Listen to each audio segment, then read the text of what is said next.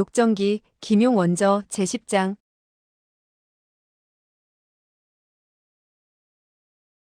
10. 위기 또 위기. 해로공은 그에게 오늘 무슨 일이 있었는지 물었다. 위소보는 오배의 집에 가서 재산을 몰수했다는 사실을 이야기했다. 그러나 보물을 얻고 금은 비수 등을 가로챘다는 사실은 입 밖에 내지 않았다. 태우께서는 저에게 오배의 집으로 가서 두 권의 42장경을 가져오라고 하셨어요. 해로공은 몸을 벌떡 일으키더니 말했다. 오배의 집에 두 권의 42장경이 있었다고? 그래요. 태후와 황상께서 가져오라고 분부하셨어요. 그렇지 않았다면 저는 어르신께 갖다 드렸을 거예요. 그렇게 해도 다른 사람들은 모를 것 아니겠어요? 해로공의 안색이 음침해졌다. 태후의 손에 떨어지게 되었군. 매우 잘 되었다. 매우 잘 되었어. 위소보가 저녁밥을 갖다 주자 해로공은 겨우 반 그릇의 밥을 먹고 더 이상 먹지 않았다. 그리고 하얗게 변한 눈동자를 희번뜩이며 천장을 바라보고 깊은 생각에 잠겼다. 위소보는 밥을 먹고 먼저 한숨 자둔 후에 3경쯤 되었을 때 다시 약속한 장소로 가서 소궁녀와 만나 대화를 나눌 생각이었다. 해로공이 멍하니 앉아 움직이지 않는 것을 보고 옷을 입은 채 침대 위에 누웠다. 어렴풋이 그는 한잠 자게 되었고 밤중이 되자 슬그머니 일어났다. 그리고 가지고 왔던 그 상자를 품속에 넣었다. 혹시나 해로공을 깨울까봐 천천히 문가로 다가갔다. 빗장을 열고 살짝 문을 열었다. 그때 벼랑간 해로공이 물었다. 소개자, 어디 가려고 하느냐? 위소보는 깜짝 놀라 말했다.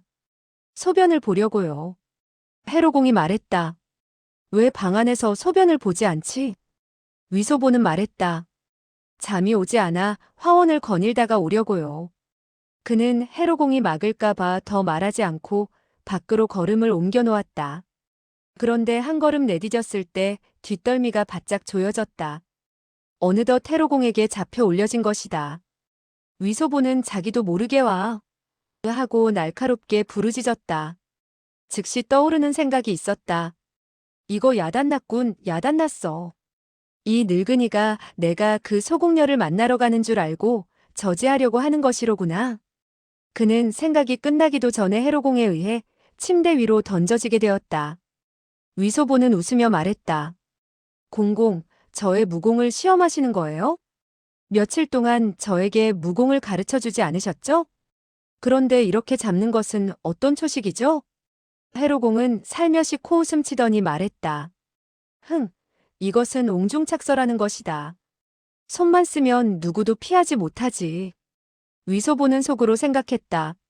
늙은 자라가 작은 자라를 잡은 격이로군. 해로공은 침대 곁에 앉더니 나직이 말했다. 너는 대담하면서도 세심하고 총명하면서 영리하다. 무공을 배움에 있어서 착실하게 배우려고 하지 않지만 내가 너를 잘 가르치기만 한다면 인재로 만들 수 없는 것도 아니다. 그러나 정말 애석하다. 애석해. 위소보는 물었다. 공공, 무엇이 애석합니까? 해로공은 한숨을 쉬더니 말했다. 너의 서울말씨도 능숙해졌다. 몇 달 전에 내가 양주말을 쓰지 않았다면 그 누구도 쉽게 발견하지 못했을 것이다. 위소보는 깜짝 놀라고 말았다. 전신의 솜털이 곤두섰다. 몸을 부르르 떨며 자기도 모르게 이빨을 마주치며 떨었다. 그러나 그는 억지로 웃음을 지으며 말했다. 공공, 오늘 밤 하시는 말씀이 정말... 헤헤헤, 정말 이상하네요. 해로공은 다시 한숨을 내쉬며 말했다. 얘야, 너는 올해 몇 살이지? 위소보는 그의 얼굴이 부드러워지는 것을 보고 놀람과 두려워하는 마음이 약간 가셔서 말했다. 저는 14살이라 해두죠. 해로공이 말했다. 14살이면 14살이지 어째서 14살로 해두자는 것이냐? 위소보는 말했다. 저의 어머니가 제대로 기억을 못하시는데 제가 어떻게 알 수 있겠어요? 이 한마디는 사실이었다. 그의 어머니는 멍청하여 소보가 도대체 몇 살인지 제대로 말하지 못했던 것이다. 해로공은 고개를 끄덕이더니 기침을 몇 번 하고 말했다. 몇 년 전 무공을 연마하다가 주화인마하게 되어 이 기침병을 얻게 되었다. 기침은 점점 심해지고 이제는 죽음을 기다리는 신세가 되고 말았다. 위소보는 말했다. 저는 근래 와서 기침이 많이 나아졌다고 생각했는데요. 해로공은 고개를 저었다. 낫기는 뭐가나 조금도 낫지 않았다. 나의 가슴이 무섭게 아프다는 것을 내가 어떻게 알겠니? 위소보는 측은해하며 말했다. 약을 좀 드릴까요?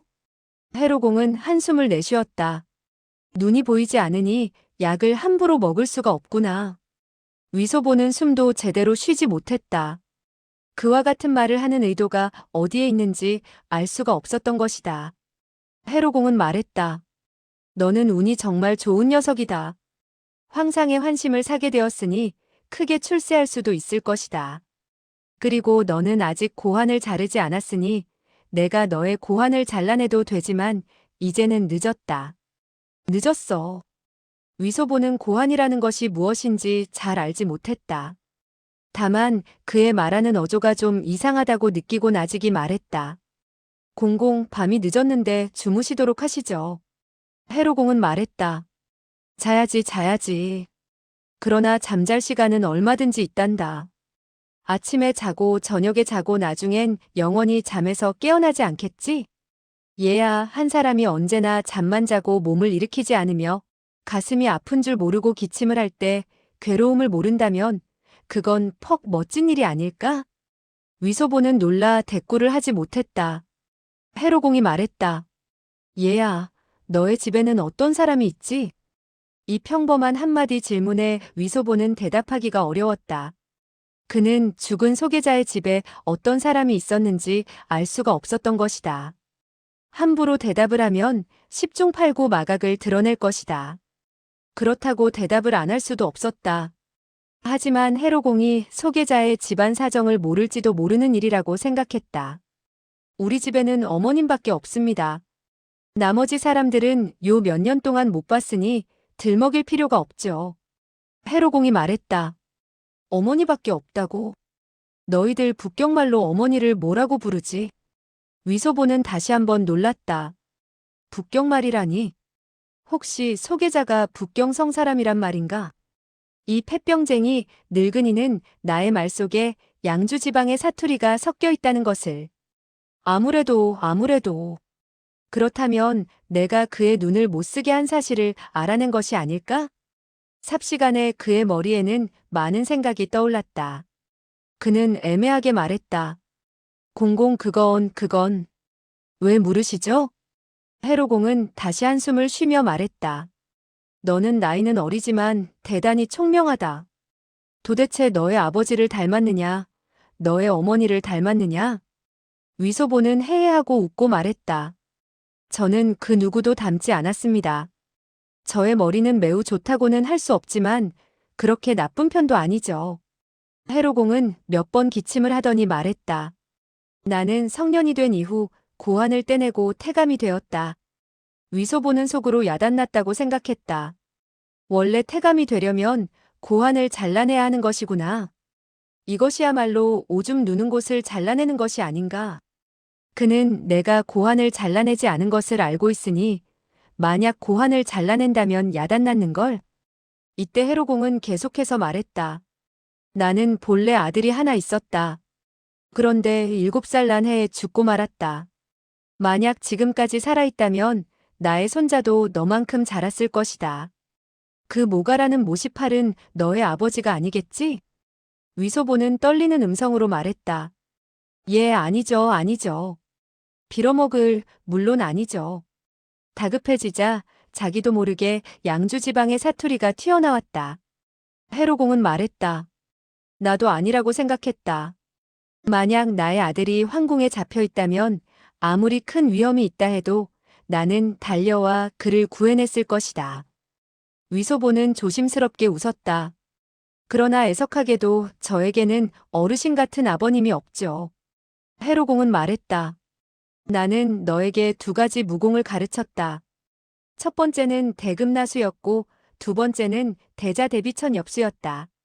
이 두 가지 무공을 내가 너에게 완전히 가르치지 못했고, 너도 다 배우지 못했다. 다만 일성이나 반성 정도 배웠을 뿐이지. 허허허. 위소보는 말했다. 그렇지요. 어르신께서 그 두 가지 무공을 저에게 모조리 가르쳐 주시는 것이 좋겠습니다. 그와 같이 천하제일의 무공을 지닌 어르신이니 어쨌든 전수해 줄 사람이 있어서 어르신의 이름을 떨치도록 해야 될 게 아닙니까? 해로공은 고개를 저었다. 천하제일이라니 어찌 감당할 수 있겠느냐? 세상에는 무공이 고강한 사람이 말할 수 없이 많다. 나의 두 가지 무공을 배울 사람은 없을 것이다. 그는 잠시 후 말했다. 너는 숨을 들이마시고 왼쪽 아랫배, 즉 배꼽에서 세치 정도 들어온 곳을 힘주어 당겨봐라. 위소보는 그 말을 따라 그가 말한 곳을 힘주어 잡아당겨 보았다. 그러자 온 가슴이 아파왔다. 자신도 모르게 소리를 질렀다. 그 순간 얼굴에선 땀방울이 흘러내렸고 숨을 헐떡였다. 가끔씩 왼쪽 아랫배가 은연히 아파오곤 했었다. 그는 음식을 잘못 먹었기 때문이라고 생각했었다. 대수롭지 않게 생각했었는데 그곳을 잡고 살짝 잡아당기자 그토록 아프지 않은가? 해로공이 물었다. 재미있지? 위소보는 속으로 욕을 했다. 이 늙은 자라 같은 폐병쟁이. 욕하기를 마친 그는 말했다. 조금 아프군요. 그러나 재미있지는 않네요. 너는 매일 오전 노름을 하러 갔고 오후에는 황상과 무공 시합을 가졌었다. 내가 오기 전에 밥과 찬을 가져왔지. 나는 국이 맛이 없다고 하고 매일 약상자에서 한 병의 약을 꺼내 너의 국에다 감미료를 탔던 것이다. 조금 탔을 뿐이니 망정이지 많이 탔다면 독성이 강하기 때문에 너의 몸은 탈이 나고 말았을 것이다. 너라는 녀석은 매우 세심한 편이었지만 내가 한 번도 국을 먹지 않았다는 사실을 조금도 의심하지 않았지. 위소보는 몸에서 손을 내리며 말했다. 저는 국을 좋아하시지 않는 줄 알았습니다. 어르신께서는 국을 마시면 기침을 한다고 하셨죠. 해로공은 말했다. 나는 원래 국을 마시기 좋아했다. 그러나 국 속에 독약이 들어있었단 말이야. 그 약은 지극히 적었으나 매일같이 마셔서 축적이 되면 위험하지 않겠느냐? 위소보는 분연히 말했다. 지당하신 말씀입니다. 지당하신 말씀입니다. 공공께선 정말 무서운 사람입니다. 해로공은 한숨을 내쉬었다. 그렇다고도 할 수 없지. 본래 나는 너에게 3개월간 독약을 먹인 후 궁 밖으로 쫓아내려고 했다. 그때 너는 점점 더 배가 아파올 것이다. 매일 반시즌씩 아프게 될 것이고 그 아픔은 처음에는 대단하지 않을 것이나 이후엔 점점 아픔이 심해질 것이고 아픈 시간도 점차 늘어나게 될 것이다. 그러다가 1년쯤 후에는 밤낮으로 끊임없이 아플 것이고 너의 몸에 붙어있는 살을 한 조각씩 물어뜯어야 할 정도로 아프게 될 것이다. 그렇게 말하며 그는 한숨을 쉬었다. 그러나 애석하게도 나의 몸은 점점 쇠약해질 대로 쇠약해져서 더 기다릴 수가 없게 된 것이다. 너의 몸에 중독된 독은 다른 사람에겐 해악이 없으나 나에겐 있지. 꼬마야, 너는 도대체 누구의 지시를 받고 그와 같은 계책으로 나의 눈을 멀게 했지? 내가 솔직히 말해준다면 나는 즉시 너에게 해악을 주마. 위소보는 나이가 어렸지만 자기가 해로공을 해쳤으니 무사할 리는 없다고 생각했다. 지시한 사람은 물론 있지요. 말씀을 드리면 깜짝 놀라게 될걸. 공공께서는 내가 소개자가 아닌 것을 알고 있으면서 저를 괴롭힐 생각을 해두었었군요. 하하하. 그러나 이번에는 공공이 나의 속임수에 넘어갔습니다. 그는 소리내어 웃으며 몸까지 마구 흔들어댔다. 그러는 동시에 오른 다리를 움켜들면서 오른손으로 신발에 꽂아두었던 비수를 쥐었다. 그는 지극히 천천히 칼집에서 단검을 뽑았다. 전혀 단검 뽑는 기척이 일지 않았다. 설사 소리가 나더라도 그 소리는 들리지도 않았을 것이다. 해로공은 말했다. 내가 무슨 속임수에 넘어갔단 말이냐? 위소보는 그의 정신을 헷갈리게 하려고 터무니없는 소리를 짓거린 것이다. 그는 더욱 터무니없는 말을 짓걸려야겠다고 생각하고 말했다. 국 속에 독약이 있다는 것은 첫날부터 마셔봐도 알 수 있었습니다. 그래서 저는 소현자와 상의를 했지요. 그는 공공이 독을 써서 죽이려 한다고 했어요. 해로공은 놀라서 말했다. 황상께서 벌써 아셨단 말이냐? 어찌 모르겠습니까? 다만 그때는 그가 황상이신 줄 모르고 있었죠. 소현자는 나에게 아무런 기척도 내지 말고 주의하여 경계하라고 했습니다. 국을 마실 때는 일부러 마시는 척하다가 곧 그릇에 토해내라고 했습니다. 어찌되었든 공공께선 볼 수 없을 것 아닙니까? 그러면서 그는 비수를 반치씩 들어올렸다. 그리고 검끝을 천천히 해로공의 가슴 쪽을 겨냥했다. 단번에 그를 죽이지 못한다면, 찔렀다 해도 그가 죽지 않아 일장을 내리치게 된다면 자기의 목숨은 사라지게 된다는 것을 알고 있었다. 해로공은 반신반의하며 냉소했다. 내가 국을 마시지 않았다면 어찌 왼쪽 배를 움켜잡는데 그토록 아프다지. 위소보는 한숨을 쉬었다. 그것은 국을 뱉어내긴 했으나 입가심을 하지 못했기 때문에 역시 독약을 조금씩 마신 것이겠죠. 그러면서 그는 비수를 내치 정도 앞쪽으로 내밀었다. 이때 해로공이 말했다. 그것도 매우 좋은 일이지. 그 독약을 해소시키지는 못할 것이다. 너는 중독된 증상이 얕기도 하고 발작이 늦을 것이지만 오히려 고통은 더 크게 될 것이다. 위소보는 소리내어 길게 웃으며 전신의 힘을 오른팔에 모으고 맹렬하게 찔러갔다. 곧장 해로공의 가슴을 노리고 찌른 것이었다. 비수가 가슴을 찌르는 순간 그는 재빨리 침대 밑으로 굴러갈 생각이었다. 이때 해로공은 갑자기 싸늘한 한기가 얼굴로 엄습해 들어오는 것을 느끼고 의아한 생각이 들었다. 그러나 즉시 상대가 이미 손을 썼다는 사실을 알았다. 어떻게 손을 쓰는지 미처 생각해 볼 것도 없이 왼손을 내밀어 찔러오는 무기를 막으려고 했다. 그리고 오른손을 잇따라 펼쳐냈다. 퍽 하는 소리와 함께 위소보는 그의 오른손에 맞아 뒤로 날아가 창틀을 부수고 창문 밖의 화원으로 나가 떨어졌다. 이때 해로공은 왼손이 아픔을 느꼈다. 만약 위소보의 비수에서 발하는 싸늘한 한기가 너무 거세지 않았다면 그는 사전에 조금도 알아차리지 못했을 것이고 반드시 가슴을 찔리게 되었을 것이다.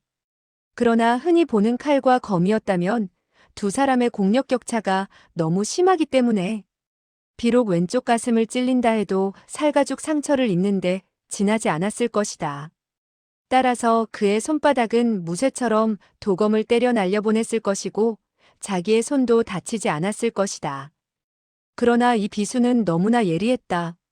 해로공이 수십 년이나 고된 연말을 해쌓은 내공조차 그 비수를 날려보낼 수가 없었다.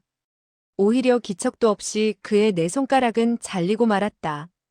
그러나 그의 오른손은 정확하게 위소보의 가슴을 내지르게 되었다. 이 일장은 바위도 쪼갤 수 있는 엄청난 힘이 실려 있었다. 그는 위소보가 비장이 산산조각이 나서 창밖으로 날아갔으니만큼 틀림없이 죽었으리라고 생각했다. 그는 냉소하며 혼자서 중얼거렸다. 이토록 쉽게 죽인다는 것은 그 꼬마 녀석에게 덕을 베푼 결과가 되는구나. 그리고 정신을 가다듬었다. 약상자에서 금창약을 꺼내어 상처에 바르고 이불 자락을 찢어서 왼손을 싸면서 중얼거렸다. 이 꼬마 녀석이 어떤 무기를 사용했기에 이토록 무섭지? 그는 격렬한 아픔을 억지로 참고 창문 밖으로 뛰어나갔다. 그리고 위소보가 떨어진 곳을 더듬었다. 한참 동안 더듬어 보았으나 아무것도 찾아낼 수 없었다. 그는 눈이 멀기 전에 창밖의 화원을 눈에 익도록 보아온 터라 어느 곳에 꽃이 있고 어느 곳에 바위가 있다는 것을 빤히 알고 있었다. 분명히 위소보가 한자로 작약꽃 옆에 떨어지는 기척을 들은 것이다. 그렇다면 그 꼬마의 손에 들린 보검은 자기의 장력에 튕겨서 멀리 날아갔을지 모르지만 그의 시체는 왜 보이지 않는 걸까? 위소보는 그의 장력을 맞게 되었을 때 그만 숨이 막혔다. 가슴이 격렬하게 아파왔으며 사지가 모조리 토막토막 나는 것 같았다. 땅바닥에 쓰러지게 되었을 때 하마터면 정신을 잃을 뻔했다. 그러나 그는 지금 자신이 생사관문에 놓여 있다는 사실을 알고 있었다. 해로공을 찔러 죽이지 못한 이상 그는 반드시 추격해 올 것이라는 사실을 알았다. 그는 애써 몸을 일으켰으나 두 걸음을 옮기게 되자 다리에 힘이 없어 가파른 언덕을 따라 곧장 아래로 굴러가게 되었다. 해로공이 손가락을 잘리지 않았다면 위소보가 언덕 아래로 굴러떨어지는 소리를 자연히 듣게 되었을 것이다. 그러나 그는 중상을 입었기에 마음이 산란해졌고 그 꼬마 녀석이 자기의 일장을 맞고도 죽지 않았으리라고는 꿈에도 생각지 못했던 것이다. 그 가파른 언덕은 매우 길었다. 위소보는 곧장 10여 장을 굴러가서야 멈추었다. 그는 더듬거리며 몸을 일으켰다. 그리고 천천히 그 자리를 떠났다. 온몸이 쑤시고 아팠다. 다행히 비수는 여전히 손에 들려 있어서 그는 속으로 기뻐했다. 늙은 폐병장이가 나를 창밖으로 던졌을 때 내가 나의 비수로 나의 몸을 찌르지 않은 것은 정말 운이 좋았다. 그는 비수를 다시 신발 속에다 감추면서 생각했다. 이젠 모든 것이 끝장나게 생겼다. 늙은 폐병장이는 나의 정체를 알게 되었으니 이 궁에서는 더 살 수가 없게 되었구나. 애석하게도 45만 양이나 되는 은자를 얻게 되었다고 좋아했던 것이 헛되고 말았다. 빌어먹을 한 사람에게 한 번은 좋은 운이 따르고 45만 양이나 되는 횡재를 하기란 어려운 일이지. 어찌되었든 나는 45만 양이나 되는 은자를 지닐 수 있었던 몸이었다. 다만 너무 돈 씀씀이가 커서 하룻밤 사이에 다 써버린 것이라고 할 수 있다. 이것이야말로 대단하지 않은가? 그는 속으로 큰 소리를 텅텅 치며 흐뭇해했다. 어린 궁녀는 여전히 큰 눈을 뜨고 나를 기다리고 있겠지? 어찌되었든 삼경 야밤에 궁을 나설 수도 없고 하니 그녀를 보러 가야겠다. 어이쿠. 그는 품속의 종이상자를 만져보았다.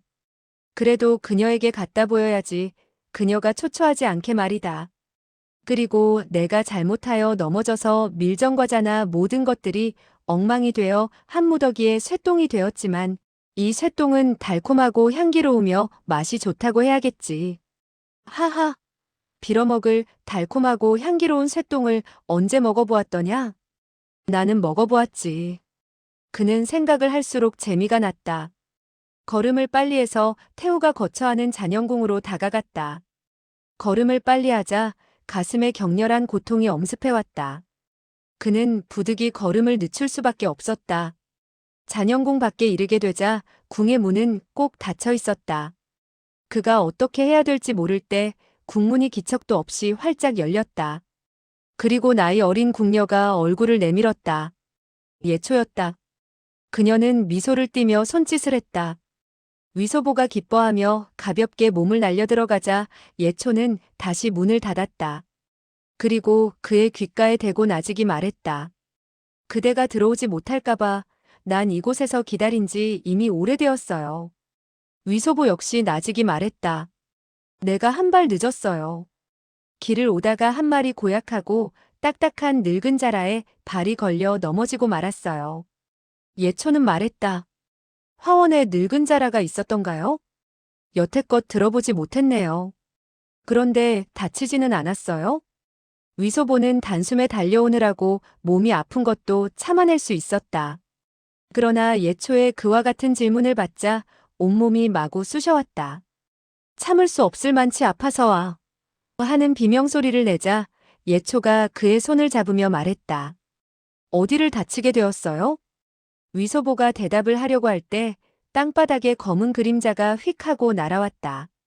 한 마리의 엄청나게 큰 독수리가 담장 위로 날아들어오더니 가볍게 땅에 내려서는 게 아닌가. 그는 깜짝 놀라 하마터면 앗 하고 소리를 낼 뻔했다. 달빛 아래 커다란 독수리는 사람처럼 몸을 세웠다. 알고 보니 독수리가 아니라 사람이었다.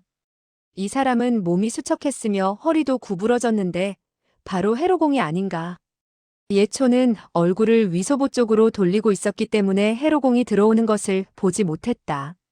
그런데 위소보가 고개를 슬쩍 돌리며 노려보는데 그 얼굴은 경악으로 뒤덮이는 것이 아닌가. 그녀 역시 고개를 돌렸다. 위소보는 이때 왼손을 뻗어서 그녀의 입을 막았다. 그녀가 조금도 소리를 내지 못하게 하려고 힘을 주어 입을 틀어막았으며 곧이어 손을 흔들어 소리를 내지 말라고 신용을 했다. 예초는 고개를 끄덕였다. 위소보는 그제야 왼손을 천천히 놓고 눈 한 번 깜빡이지 않고 해로공을 주시했다. 이때 해로공은 그곳에 우뚝 서서 그곳의 동정을 살피는 것 같았다. 잠시 후 그는 천천히 앞으로 나아갔다. 위소보는 그가 자기 쪽으로 걸어오지 않는 것을 보고 암암리에 한숨을 내쉬었다. 저 늙은이는 대단히 무섭구나. 눈이 멀었는데도 이곳까지 쫓아오다니. 그는 다시 생각했다. 나와 이 소공녀가 전혀 기척을 내지 않는다면 이 늙은이는 날 찾지 못할 것이다. 해로공은 앞으로 몇 걸음 나가더니 갑자기 몸을 날렸다. 그리고 위소보 앞에서 왼손을 뻗어 예초의 목을 꽉 쥐었다. 예초는 놀란 소리를 냈으나 목을 움켜쥐었기 때문에 소리는 매우 나직하고 딱딱하게 들렸다. 위소보는 생각을 굴렸다. 늙은이가 찾는 것은 나이지 이 소공녀가 아니니 결코 그녀를 죽이지는 않을 것이다. 이때 그는 해로공과 불과 두자 간격밖에 되지 않는 곳에 있었다. 놀라서 오줌을 쌀 정도였으나 꼼짝도 하지 않았다. 그는 자기가 손가락 하나라도 까딱하게 된다면 해로공에게 발견되리라는 것을 알았던 것이다. 해로공이 나직이 말했다. 아무 소리 하지 말아라.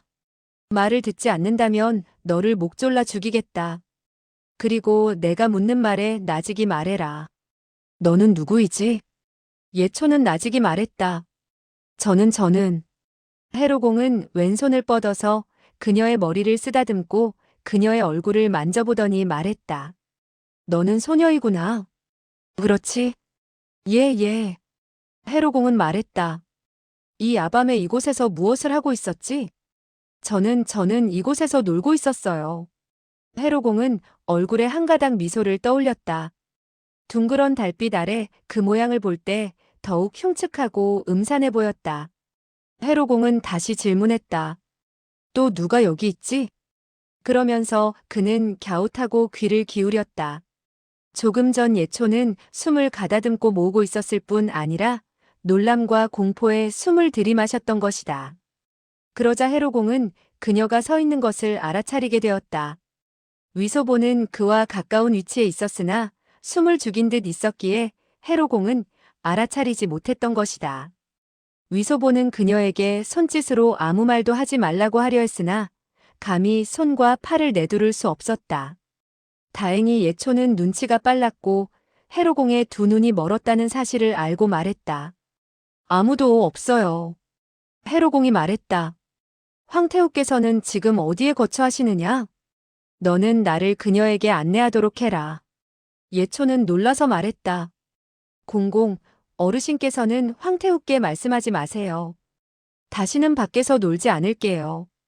그녀는 늙은 태감이 자기를 잡아서 태우에게 보고를 할까봐 두려워했다. 해로공은 물었다. 너는 빌어도 소용이 없다. 나를 안내하지 않는다면 즉시 너를 목 졸라 죽이겠다. 그리고 손에 힘을 주었다. 예초는 그만 숨이 막혔고 조그만 얼굴이 대번에 시뻘겋게 되었다. 위소보는 놀람과 당황으로 그만 오줌을 찔끔찔끔 누고 말았다. 해로공은 천천히 왼손을 놓더니 말했다. 빨리 안내해라. 예초는 어찌할 줄 모르며 말했다. 좋아요. 그리고 등을 돌리고 위소보를 한번 바라보았다.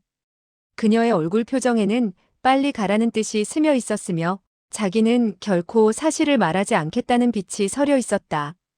곧이어 그녀는 나직이 말했다. 태우의 침궁은 저쪽에 있어요. 그러면서 천천히 걸음을 옮겨 놓았다. 해로공은 여전히 그녀의 목을 잡고 있었으나 그녀와 어깨를 나란히 하고 걸었다. 위소보는 속으로 생각했다. 저 늙은이는 황태우에게 내가 소태감으로 가장하고 있으며 소계자는 나에게 죽었을 뿐 아니라 그의 눈도 나에 의해 멀어졌다 알리고 태우로 하여금 나를 즉시 잡도록 해달라고 부탁을 하려는 게 아닌가. 위소보가 어떻게 해야 할지 모르고 있을 때 갑자기 앞쪽 궁에서 여인의 음성이 들려왔다. 밖에 누구냐? 그 음성은 매우 싸늘했다. 위소보는 황태후의 음성임을 알아들을 수 있었다. 그는 놀라서 주랭랑을 치려고 했다. 그때 해로공의 말소리가 들렸다. 소신 해대부입니다. 어르신에게 문안을 여쭈러 왔습니다. 그의 음성마저 음산한 것이 조금도 공경하는 빛이 서려 있지 않았다. 위소보는 속으로 크게 의아하게 생각했다. 저 늙은이가 감히 태우에게 저토록 무례하게 나와? 그는 곧 생각을 돌려 생각했다. 늙은 폐병장이의 말투는 언제나 남의 반감을 사기 쉽다. 따라서 10중 8구 태우께서는 평소 그를 미워했는지 모른다. 그렇다면 나는 이 기회에 그와 한바탕 입씨름을 벌이는 것이 어떨까? 이는 정말 커다란 모험이었다. 그러나 자기가 최근에 큰 공을 세워서 황상과 태우가 모두 자기를 좋아한다는 사실을 상기할 때 소계자를 죽이고 늙은이의 눈을 멀게 했더라도 큰 죄라고는 할 수 없을 것이라고 여겨졌다. 위급할 때는 세객도에게 청해 자기를 대신해 사정을 얘기하면 되지 않겠느냐는 생각이 들었다. 만약 자기가 궁을 훌쩍 떠나게 된다면 해로공이 무슨 말을 하든지 모든 사람이 그대로 믿게 되지 않겠는가 하고 생각했다. 태우께서 만약 나에게 어째서 소계자를 죽였느냐고 묻는다면 어떻게 대답할까? 소계자와 해로공이 황상에 대하여 나쁜 말을 했을 뿐만 아니라 듣기 거북스런 말들을 많이 했기 때문에 화가 나서 한 칼에 소계자를 죽이고 그대로 해로공의 눈을 멀게 했다고 말씀드리면 될 것이다. 그들이 무슨 나쁜 말을 했느냐고 하면 내가 얼마든지 꾸며댈 수 있을 것이다. 시합이나 싸움을 한다면 나는 늙은 폐병장이를 당해낼 수 없다. 하지만 거짓말 시합을 하게 된다면 늙은이가 어찌 나의 적수가 될 것인가? 이와 같은 생각이 들자 그는 의기양양하게 되었고 용기도 생겨나게 되었다. 용기가 나자 도망칠 생각을 벌였다. 그가 가장 두렵게 여기는 것은 해로공이 입씨름을 벌였다가 당하지 못할 때 냉큼 달려들어 일장을 쳐서 자신을 때려 죽이지 않을까 하는 것이었다. 그렇다면 정말 애석한 죽음이라고 생각했다. 그는 태우 앞에서 입씨름을 벌이게 되었을 때 반드시 안전한 장소로 해로공이 잡을 수 없고 때릴 수 없는 곳에 서 있어야 한다고 생각했다. 이때 태우의 음성이 들렸다. 문안을 드리러 오려면 낮에 오지 야밤 삼경에 오다니. 이 무슨 채통머리 없는 짓이지. 소신은 커다란 비밀을 태우에게 알리고자 합니다. 대낮에는 사람들이 많습니다. 그 누가 듣는다면 온당치 못하기 때문이죠. 위소보는 속으로 생각했다. 드디어 시작이군. 먼저 그와 이야기하도록 해야지. 대충 이야기가 끝났을 때 내가 요절을 내도 늦지 않다. 그런데 내가 어디에 숨으면 좋을까? 그리고 뒤를 힐끗 돌아보고 마음에 드는 곳을 찾아냈다. 연못의 가산 뒤에 몸을 숨기고 속으로 생각했다. 늙은 폐병장이가 달려와 나를 때리려고 한다면 텅벙하고 먼저 연못 안으로 떨어져야지. 그런 후 즉시 태우의 방 안으로 숨어들면 늙은 폐병장이가 아무리 담이 크더라도 감히 태우의 방까지 들어오지는 못할 것이다. 이때 태우는 살며시 코웃음 쳤다. 무슨 비밀인지 이제 말해보실까? 태우 곁엔 다른 사람이 없습니까? 소신이 드릴 말씀은 매우 은밀한 것입니다. 태우는 말했다. 들어와서 조사를 해보시지. 그대는 무공이 뛰어나니 나의 곁에 사람이 있는지 없는지 기척을 들어서 짐작할 수 있지 않겠는가? 해로공이 말했다. 소신은 감히 태우의 거실로 들어갈 수 없습니다. 태우께서 방 안에서 나와주셨으면 합니다. 태우는 살며시 코웃음을 쳤다. 그대는 점차 담이 커지는군. 이번에는 도대체 누구의 세력을 믿고 이토록 도도하게 구는 것이지? 위소보는 여기까지 듣고 속으로 크게 기뻐했다.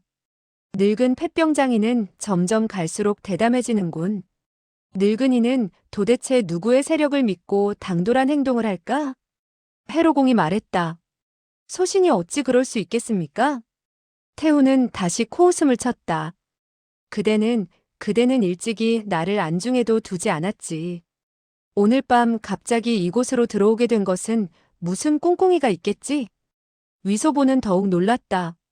큰 소리로 해로공을 꾸짖고 싶은 마음이 들었다. 늙은 폐병장이야. 너는 남을 고자질하기도 전에 내 핀잔부터 먹게 되었으니. 아무래도 내가 친히 나서기도 전에 태우께서 너를 크게 꾸짖어서 쫓아내게 생겼구나. 이때 해로공이 말했다. 태우께서 그분의 소식을 듣고 싶지 않다면 상관이 없지요. 소신은 물러가겠습니다. 위소보는 속으로 크게 기뻐했다. 잘한다, 잘해. 정말 멋지게 잘하는 노릇이다. 빨리 꼬리를 감추고 가거라.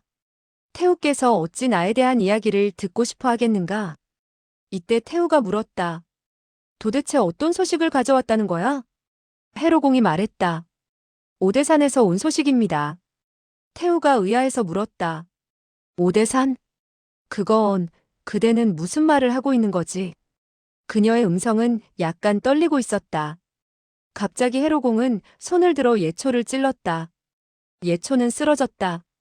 위소보는 놀랐으며 속으로 미안하게 생각했다. 늙은이가 저 소절을 찔러 죽이고 말았구나. 나중에 내가 얘기를 한다면 태우께서는 더욱 진노하실 것이다. 늙은 폐병장이가 나를 헐뜯기란 점점 어렵게 되었다.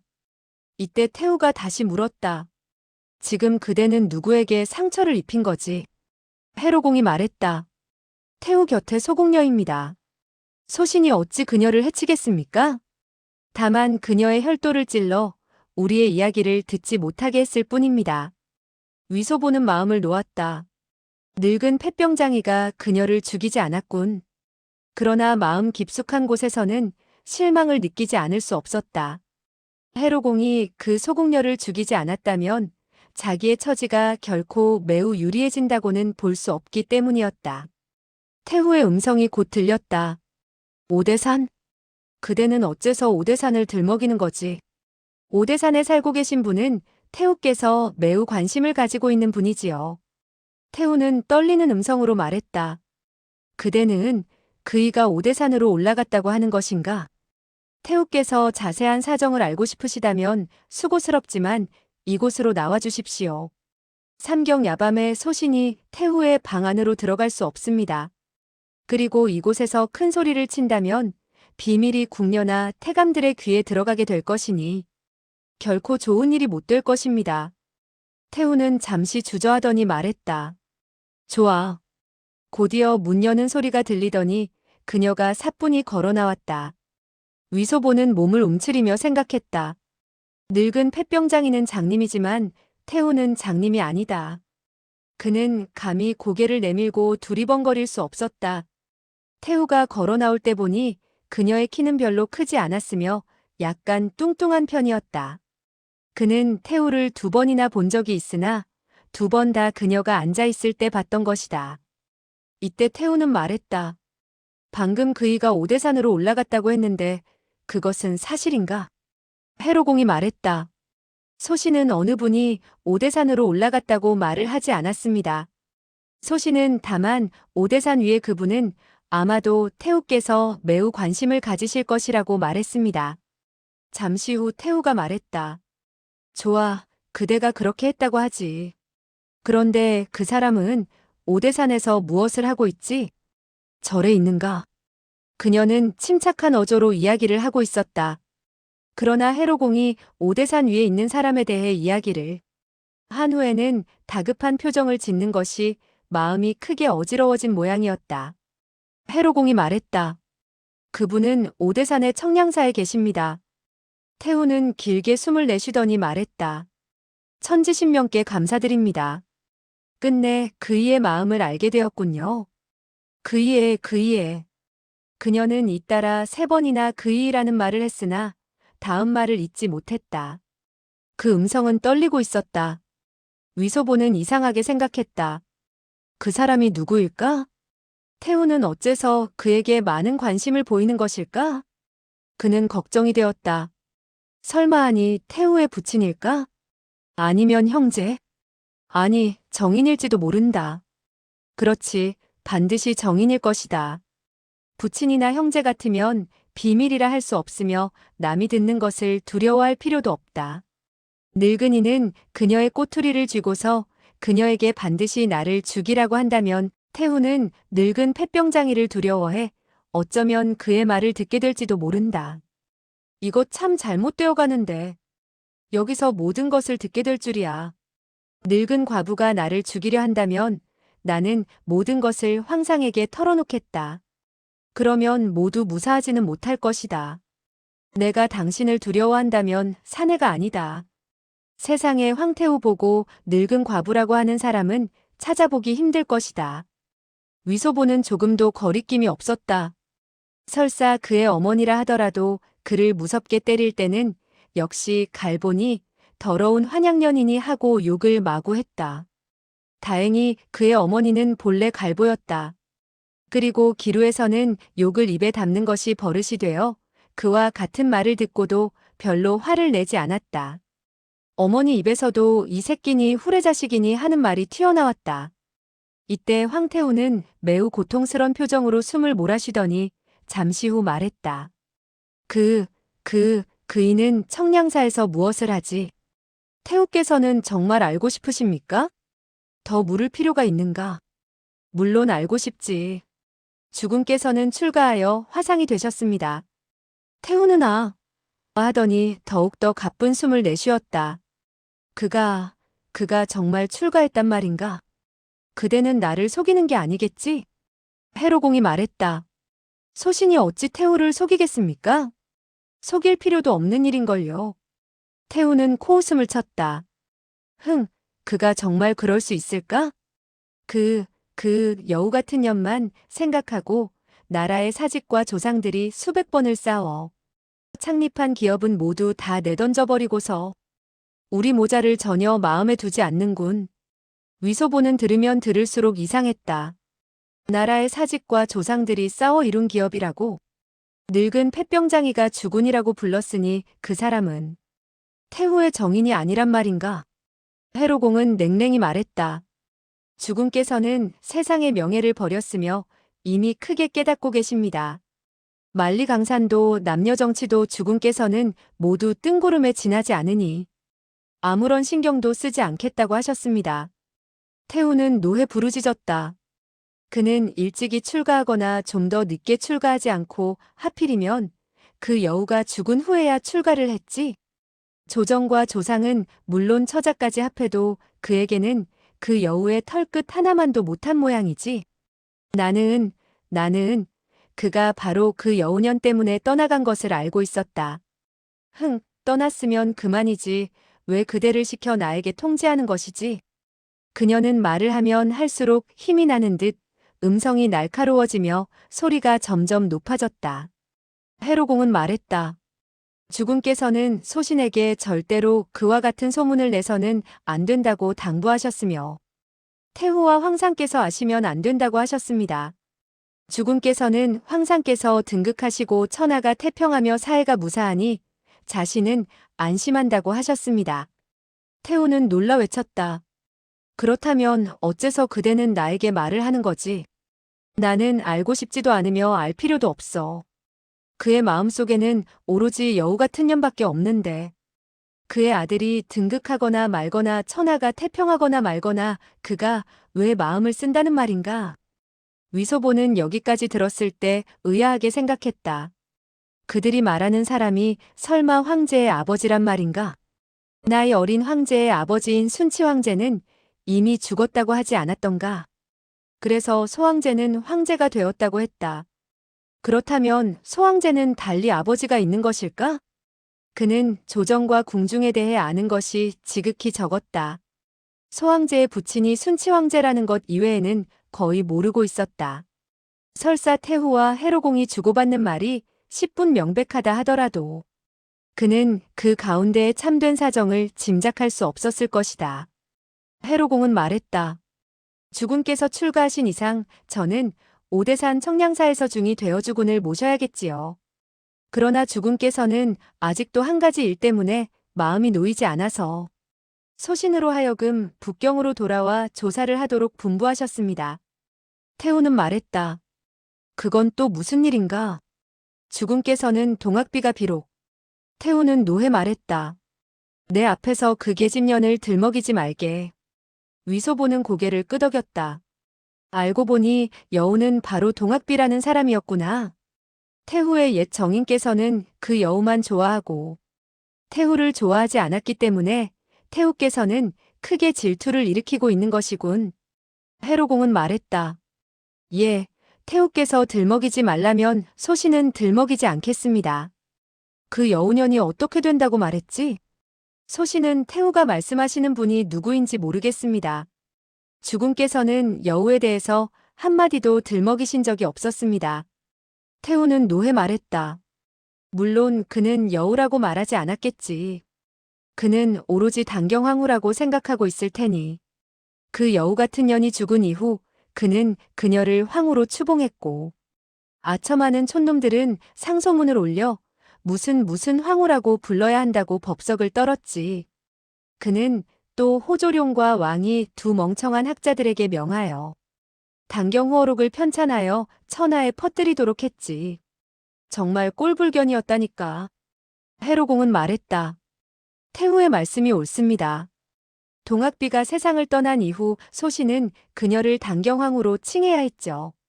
단경호어록도 소신은 언제나 지니고 다닌답니다. 태후께서도 한번 읽어보시겠습니까? 태후는 극노했다.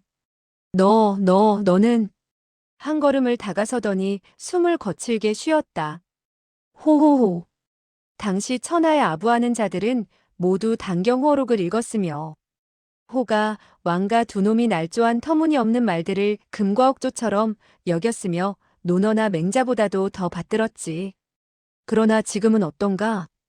그대 곁에 한 권이 있고 그대 죽은 곁에 몇 권이 있는 외에 그 터무니없는 어록을 어디서 볼 수 있겠나? 해로공은 말했다. 태후께서 은밀히 명을 내려 단경호어록을 없애도록 하지 않았습니까? 그런데 그 누가 감히 가지거나 소장을 하겠습니까? 군주의 곁에는 어록이 없다 하더라도 단경황후와 과거 하셨던 말 한마디 한마디가 그분의 뇌리 속에 기억되어 있을 것이니 한 권의 어록을 지닌 것보다 더 낫지요. 태후는 말했다. 그가 그대에게 북경으로 돌아와 무엇을 조사하라고 하던가? 해로공은 말했다. 주군께서는 두 가지 일을 분부하셨습니다. 그러나 소신이 알아보니 두 가지 일은 사실상 한 가지인 것을 발견했습니다. 태후는 말했다. 두 가지 일인데 한 가지 일이 되었다는 게 뭔가?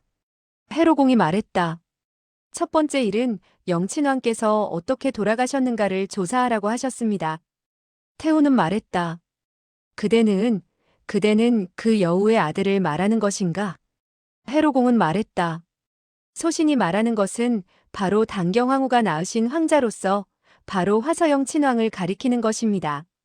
태후는 살며시 코웃음을 쳤다.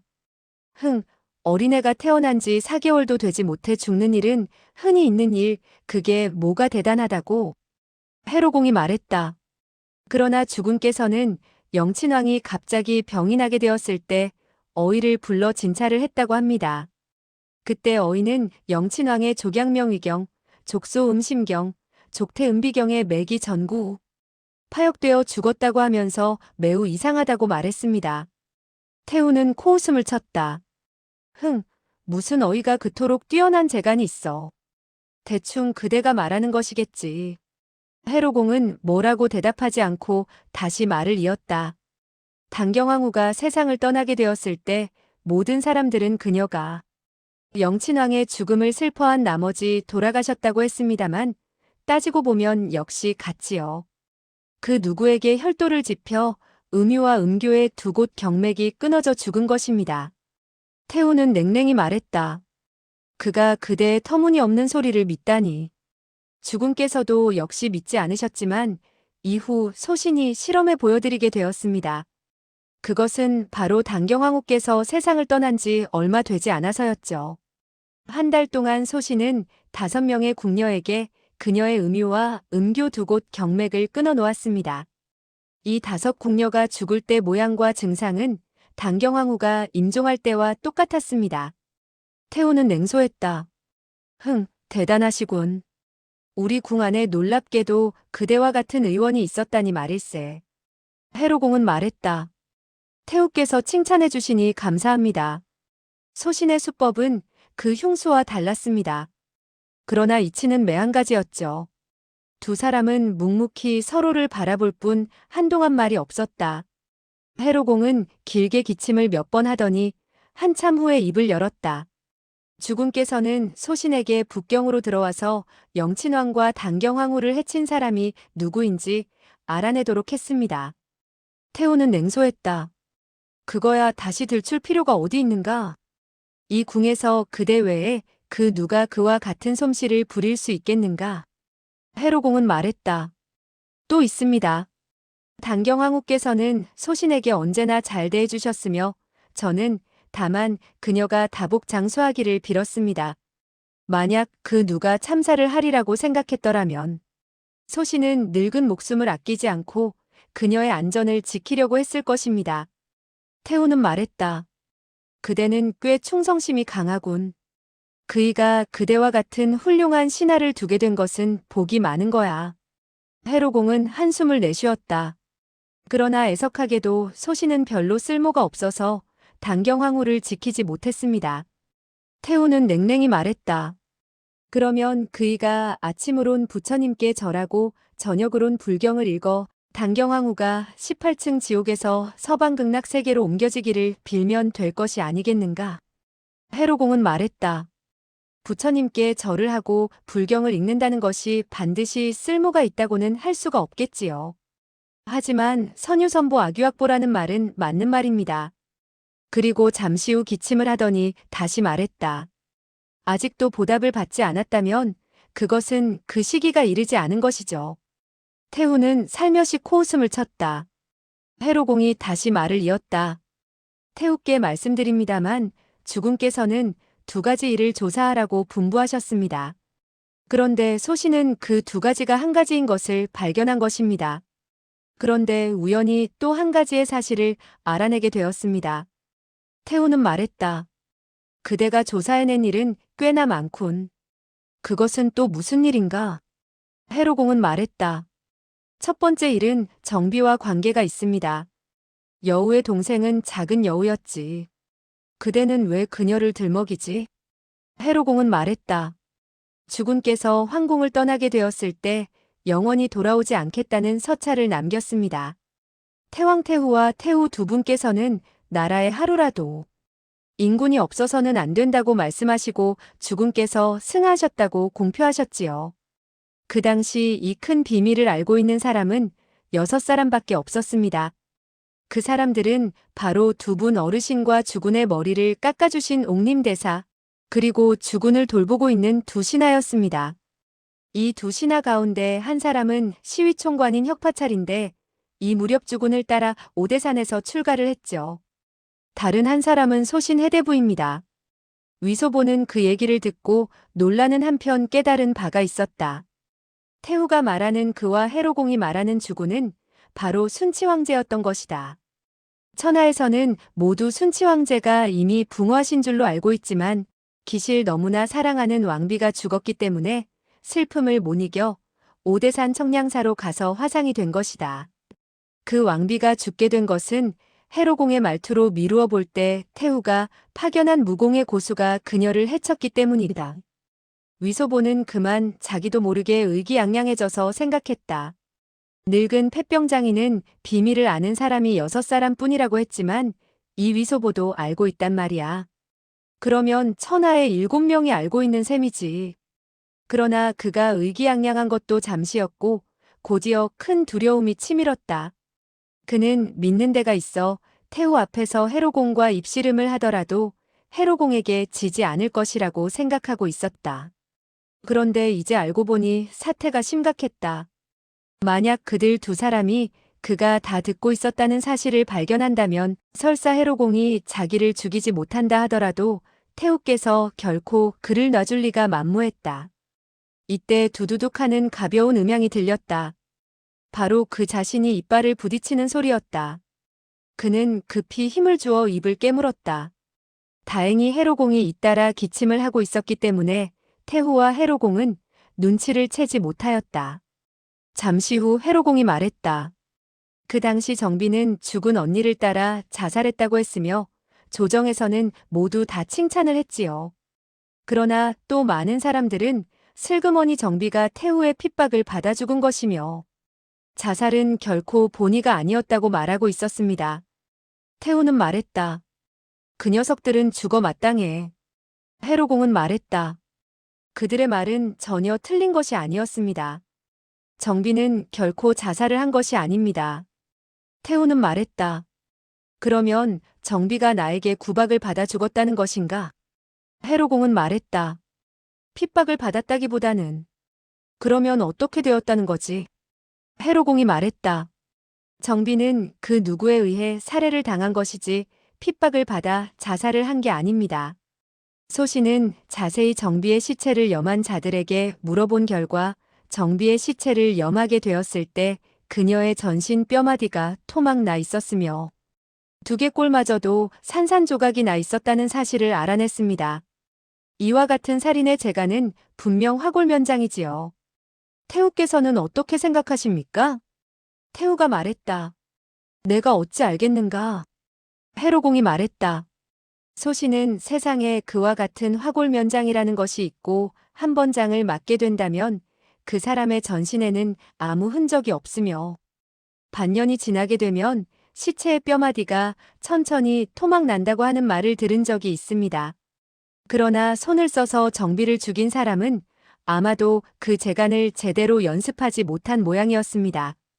정비를 염하던 사람은 처음에는 정비의 시체에서 특이한 점을 발견하지 못했으나 저녁 무렵 염을 하려고 했을 때 갑자기 시체가 마치 뼈가 없는 사람처럼 전신이 흐물거렸다고 했습니다.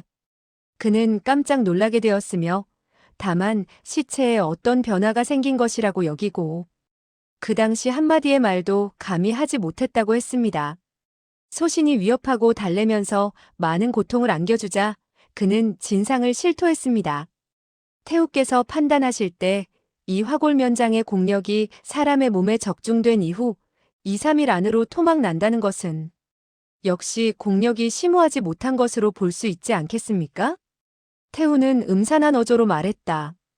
결코 심오하다고는 할 수 없겠지만 어느 정도 쓸모는 있겠군. 회로공이 말했다. 그야 물론이지요. 쿨룩 물론 쓸모가 있지요. 정비를 죽일 수 있었다면 효강황후도 죽일 수 있었을 것입니다. 위소보는 속으로 생각했다. 제기랄, 죽은 황제의 마누라는 정말 많구나. 또 다른 효강황후가 있었군. 그의 황후는 아무래도 우리 여춘원의 여자들보다 많은 것 같구나. 황태우는 떨리는 음성으로 말했다. 그대는 왜 효강황후를 들먹이는가? 위소보는 효강황후가 바로 강희의 생모라는 것을 몰랐다. 따라서 황태우의 음성이 크게 변하는 것을 보고 의아하게 생각했을 뿐 까닭을 알 수가 없었다. 이때 해로공이 말했다. 효강황후를 염한 사람도 바로 동학비와 정비를 염한 사람이었습니다. 황태우는 말했다. 그 죽일 놈이 또 무슨 터무니없는 소리를 했지? 궁안의 일을 모함하게 되면 일족이 주살당한다는 사실을 몰랐던가? 해로공은 말했다. 황태우께서 그를 죽이려고 하더라도 이미 때가 늦었습니다. 황태우는 말했다. 그대가 이미 그를 죽였는가? 아닙니다. 2년 전 소신은 이미 그에게 오대산 청량사로 달려가 이와 같은 사정을 주군께 보고하도록 했습니다. 그런 이후에 멀리 오랑캐 땅으로 가서 신분을 감추고 살도록 명령했습니다. 그래야만 살신지화를 면할 수 있을 게 아닙니까? 황태우는 떨리는 음성으로 말했다. 그대는 매우 비열하군. 해로공은 말했다. 수단이 비열한 사람은 따로 있습니다. 소신은 그 사람에게 미칠 수 없다는 것을 인정하지 않을 수 없군요. 황태우는 잠시 말이 없더니 물었다. 오늘 나를 찾아온 이유가 무엇이지? 소신은 태우에게 한 가지 일을 여쭈어 보자는 것입니다. 그것은 돌아가 주군에게 보고를 해야 하기 때문입니다. 단경황후, 효강황후, 정비, 영친왕 네 사람은 모두 비명 행사를 했습니다. 주군께서는 그것 때문에 제위도 마다하시고 출가를 하셨습니다. 이와 같이 독수를 쓴 사람은 궁중의 어느 고강한 고수이겠지요. 소신이 죽음을 무릅쓰고 태후에게 여쭈어 보려는 것은 그 무공 고수가 누구냐 하는 것입니다. 소신은 나이가 많고 눈마저 먼데다가 불치의 병을 앓고 있어 타다 남은 촛불과 같은 신세입니다. 그러나 이 사건을 조사해내지 않고는 죽어도 눈을 감을 수 없습니다. 태우는 냉랭히 그 말을 받았다. 그대의 눈은 이미 멀었는데 눈을 감고 안 감고는 무슨 상관이 있겠는가? 해로공은 말했다. 소신의 눈은 멀었지만 마음으로 훤히 내다볼 수가 있습니다. 그대의 마음속에 훤히 알고 있는 것을 왜 나에게 묻는가?